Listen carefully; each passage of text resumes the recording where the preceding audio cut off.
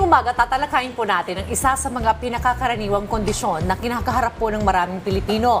Ito po yung hypertension o alta presyon. Sa itong silent killer dahil madalas, wala po itong sintomas, ngunit maaring humantong sa malubhang komplikasyon tulad po ng stroke, atake sa puso at iba pang seryosong komplikasyon. At para po mas mapalalim yung ating kaalaman patungkol dito, makakapanayin po natin ngayon ang presidente ng Philippine Society of Hypertension na si Dr. Alejandro Bimbo Diaz. Magandang umaga po, Doc, at welcome sa Rise and Shine Pilipinas. Magandang umaga sa inyo lahat. Alright, Doc Tia, si Diane Kirar po ito with Audrey Goraceta. Doc, ano po bang hypertension at bakit ito tinatawag na silent killer at ano-ano bang iba't ibang uri po nito? Maraming salamat sa pagkakataon, Dayan. Gusto ko lang introduce na may bago na tayong category. Ito ay introduced ng European Society of Cardiology and Hypertension na tatlo na lang ang category, bagong category. In-introduce nila yung non-elevated blood pressure, which should be less than 120/70. Bagong category, between 120 to 139 systolic blood pressure, over 70 to 89, ito na yung elevated blood pressure na category. Tsaka yung classical na hypertension, 140/90 and above. So tatlo na lang para mas practical. Kasi bakit ginawa nila ito? Kasi ang tagal-tagal nang gumagawa ng mga guidelines, Amerika, lahat tayo, ang prevalence ng hypertension sa kayong komplikasyon, ito mataas pa rin. So kinakailangan na ngayon, dahil nasa ano tayo, information age, digital transformation, kailangan mas ma-practical, ma-pragmatic, na mas madaling maintindihan ng mga tao. So ulitin ko, yung dating category na hypertension na 140/90, huwag natin papuntahin doon. Dapat alam ng tao yung special category ng elevated blood pressure, which I say it starts at 120/70. At normal yun, di ba? 120/80. Ngayon, 120 to over 70 up to 139, di pa 140/89. Pagka nadudun ka sa category yun, ay kailangan lifestyle change ka na muna.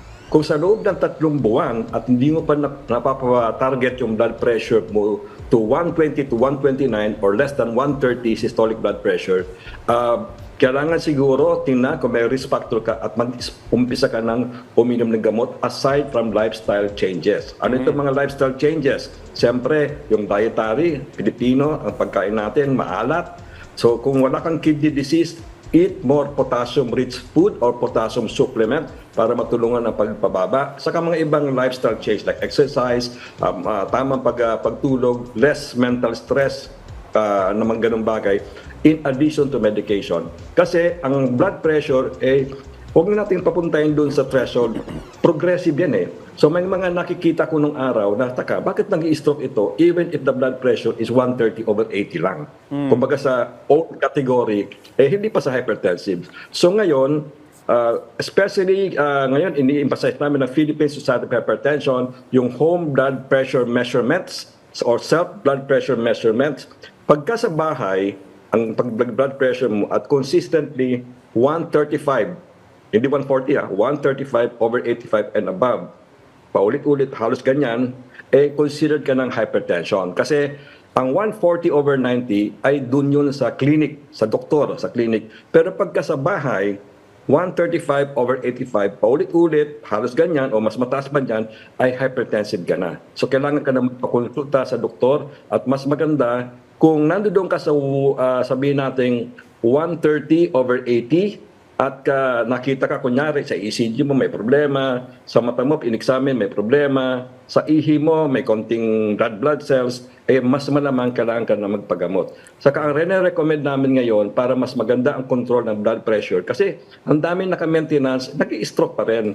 Ang bagong recommendation ngayon is, pag hindi ka naman yung matanda, 85 and above, is single pill combination. Kombinasyon ng dalawa sa isa na mababang dose lang para less side effect, para ma-tolerate at maka-adhere ang pasyente, and therefore we will lessen the complication of stroke. Yun pa yung mga bagong pamamaraan, ano? Pero ito, tandaan natin, kahit paulit-ulit yung sinabi nito, 135/85, hypertensive ka na. Yan yung pag-check up mo sa sarili mo. No, hindi pa yun sa clinical. Pero ito, Doc, no, para po makaiwas tayo, dapat alam natin yung sanhi. Ano po ba yung mga pangunahing sanhi ng hypertension? At alin dito yung madalas natin hindi napapansin. Yes.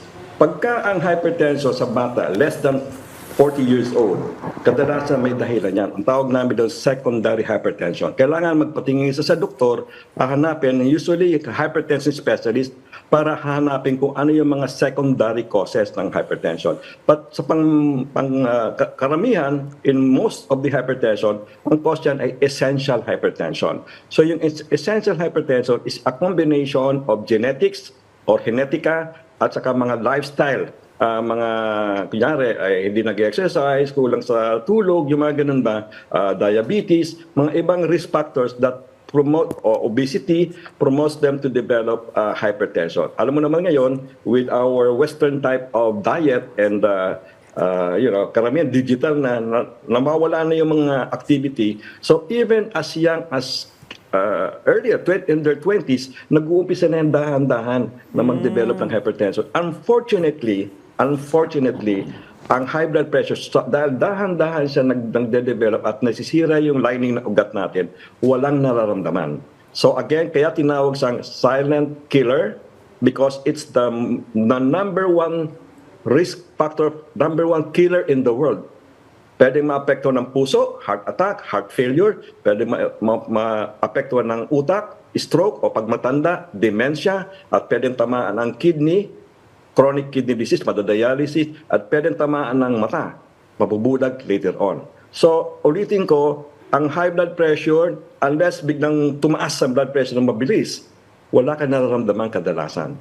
Yun ang, unless you check your blood pressure. Kaya pagdating ito sa may pinadala akong QR code dyan, sana mai-post natin, yung May Measurement Month, this month, may QR code dyan, I invite everyone, binigay ko sa kanina, paki-post po dyan, yung QR code.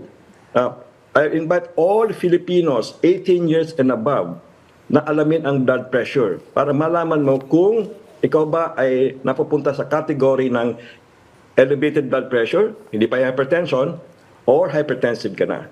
Okay? So, hopefully, ipapalagay din namin yan sa mga dyaryo, sa mga ibang sa aming website, Philippine Society of Hypertension, puntahan nyo lang, o sa FB page, o sa TikTok, sa YouTube, ilalagay namin itong QR code because nain namin ang buong Pilipinas, Mindanao to Batanes, ay sumali dito kasi digital na tayo ngayon. Gamitin natin ang digital capability natin para sumali tayo sa worldwide hypertension awareness. Thank you. Alright, well, Doc, ano naman po yung mga karaniwang gamot na inirekomenda para sa mga meron pong hypertension? At paano po ito nakakatulong sa pagpapababa ng presyon ng dugo? Yes. Sa Pilipino, tayo mga Pilipino, mas maganda kung monotherapy muna, kung isa pa lang, pwedeng yung tinatawag na ARB, angiotensin receptor blocker, or pwede naman yung calcium channel blocker. Okay, so yun. Pero as I said, karamihan pagka hypertensive na, kasi hindi nakukuha ng isa kadalasan eh. Lalo na nakikita ko ngayon, di ba, yung mga iba kumukuha ng gamot sa barangay. Ang binibigay, losartan, 50 milligrams. Eh, maikli lang ang action nun. Halos 12 hours lang. Pagdating ng gabi, pagtulog sila, tumataas ang blood pressure karamihan kung hypertensive talaga sila. So, nais natin yung gamot, tatanungin na sa doktor o kaya sa healthcare worker na ano ba yung gamot na insured ako ng blood pressure ko ay smooth. Hindi lang yon. Despite excellent blood pressure control, may mga blood pressure na pasaway. Kumbaga sa aeroplano, turbulence. Paiba-iba. Okay, ma-stress ka lang, nagkakaroon ng blood pressure variability. Pagka masyadong mataas ang blood pressure variability, kahit na nakagamot ka, you are still at risk of developing complication. Like me, as stroke neurologist, ang dami kong nakikitang stroke, despite the fact na sabi ng mga pasyente, control naman ang blood pressure. Nakagamot naman. O titignan ko in between, papamonitor ko. So, pag check up sila sa akin, tingnan ko nga blood pressure diary nyo. Okay, sa umaga, relax lang, okay. Pag bandang gitna na ng hapon, stress, trabaho, everything, may mga taong nagpa-fluctuate ang BP. Kasi they don't know na meron silang blood pressure variability. Kaya nga, re-recommend namin yung self-measured blood pressure, SMBP. Matuto tayo, ituturo namin yan, meron kami sa YouTube ang Philippine Society of Hypertension. Paano nga ba ang iwas alta presyon? Para hanapin nyo na lang yon. Meron kaming matagal ng pinost dyan, hypertension, para lahat tayo ay empowered. Dapat hindi na tayo disease treatment Kailangan prevention na talaga tayo. Ayaw natin na pagka nandun tayo sa elevated blood pressure, yung gitna, yung focus natin, na mag-graduate into hypertension. Okay? Ako, ganyan din ako noong una. Ako, okay lang ako. Ngayon, sinikap ko through lifestyle change, binabantayan ko ang calorie ko, kinakain, ang body weight ko. So, na-maintain ko ang blood pressure ng less than 120/70, even at my age. Ang dami nating natutunan ngayon, mga update patungkol sa mga bagong pagsasiksik at pag-aaral patungkol sa hypertension. Ngayon pa man, sana itong link sa social media ng ating interview with Dr. Alejandro, maipakalat natin dahil ang dami pong matutulungan ito upang makaiwas sa stroke. Maraming salamat po, Dr. Alejandro Bimbo Diaz, sa inyong oras at sa pagbahagi sa amin ng inyong kaalaman patungkol sa hypertension. Thanks, Doc.